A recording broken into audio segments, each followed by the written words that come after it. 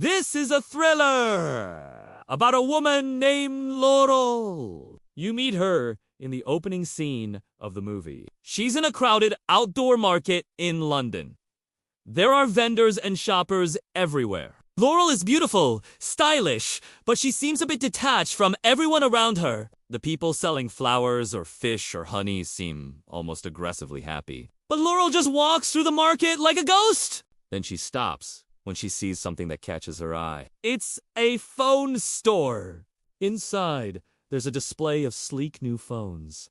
On the screen, a handsome man winks at her. His name is Ian, and he's a digital avatar. Most of the movie takes place inside this store because after Laurel sees Ian on the screen, she buys a phone. And from that moment on, she can't stop thinking about him. At first, the connection feels normal. He sends her flirty texts and compliments her photos. He even surprises her by sending red roses to her office. But then, things start to feel off. Laurel begins receiving creepy messages from random numbers. Someone breaks into her apartment and steals her phone. She starts seeing bruises on her arms that she doesn't remember getting. All the while, the handsome guy named Ian is nowhere to be seen. What happened to him? Why did he suddenly stop calling? Why isn't he worried about her? When Laurel demands answers, the only reply she gets is a sinister laugh. This movie sounds insane, right?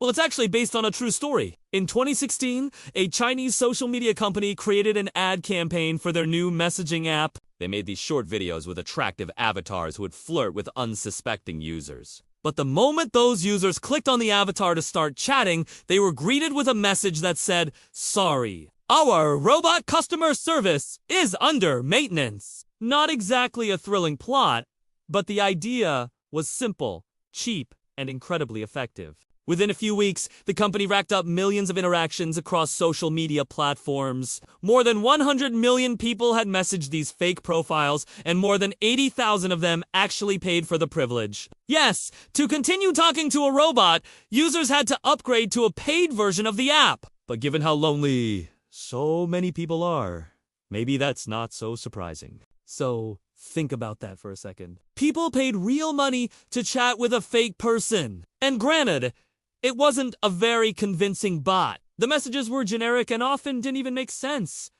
So why did so many people fall for it? Well, one reason could be that these avatars didn't look human. They looked like really attractive cartoon characters. And that's the key thing here. We don't find things creepy if they're obviously fake, but if they look almost human, that's when things get scary. Like, take this video game, for example. Its main character looks like any other Pixar protagonist until you realize that he's actually a terrifying demon. Or this advertisement for McDonald's. Their mascot dressed up like an adorable minion makes the food look more fun, but also more sinister. Same with these lifelike robots. We might not take them seriously if they were clearly labeled as bots, but once they look human, once they start winking and smiling and breathing, we start wondering, are they real? If not, then what?